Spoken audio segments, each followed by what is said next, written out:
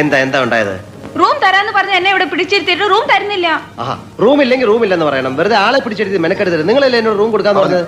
പക്ഷേ ഇത് അഗതി വന്നൊരു സത്രമൊന്നുമല്ല. കാശില്ലാതെ റൂം കൊടുക്കും. കാശില്ലെന്ന് ആര് പറഞ്ഞു? അവരോട് ചോദിക്കും. കാശില്ലെന്ന് പറഞ്ഞോ? ഞാൻ അങ്ങനെ പറഞ്ഞിട്ടേ ഇല്ല. കഷ്ടമുണ്ട്. നിങ്ങൾ ഒരു ഉരുണ്ട് കളിക്കരുത്. എനിക്കറിയാം അവരെങ്ങനെ പറയില്ലെന്ന്. താൻ അവർ പറഞ്ഞു കൂടി ചോദിക്കണം.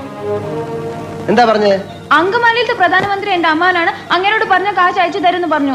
അമ്മാവനെ വിളിച്ചു പറഞ്ഞ കാശ് അയച്ചു തരുന്ന അവര് പറഞ്ഞില്ലേ? നിങ്ങൾക്കൊന്ന് ഫോൺ ചെയ്ത്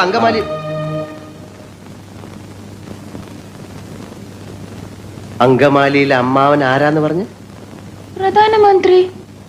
അപ്പൊ ഈ കഴുത പറയാ എന്റെ അമ്മാവന്റെ വകയല്ല ഈ ഹോട്ടലിന്. അപ്പൊ ഞാൻ ചോദിച്ചു നിന്റെ അമ്മാവന്റെ വകയാണോ ഈ ഹോട്ടലിന്? അപ്പൊ അവൻ എന്നെ എടിന്ന് വിളിച്ചു, ഞാൻ അവനെ പട്ടിന്ന് വിളിച്ചു.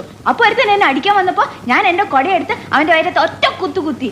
എന്റെ കൊടയെ പിടിച്ച് വലിച്ചപ്പോ അവിടെ ഇരിക്കുന്ന ഫോട്ടോ എടുത്ത് ഞാൻ തറയിൽ എറിഞ്ഞു പൊട്ടിച്ചു. പിന്നെ ഒരുത്തൻ എന്നെ പിടിക്കാൻ വന്നപ്പോ ഞാൻ ഫോൺ എടുത്ത് അവന്റെ തലയിൽ ഒറ്റ അടി വെച്ചു.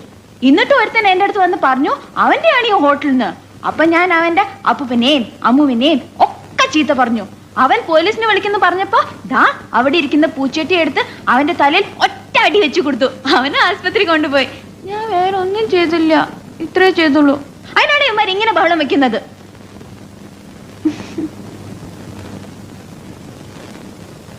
വട്ടാണല്ലേ? എന്നോട് ഒരുപാട് പേര് ഇങ്ങനെ ചോദിക്കണു, അതെന്താ? നാരായണക്കുട്ടി,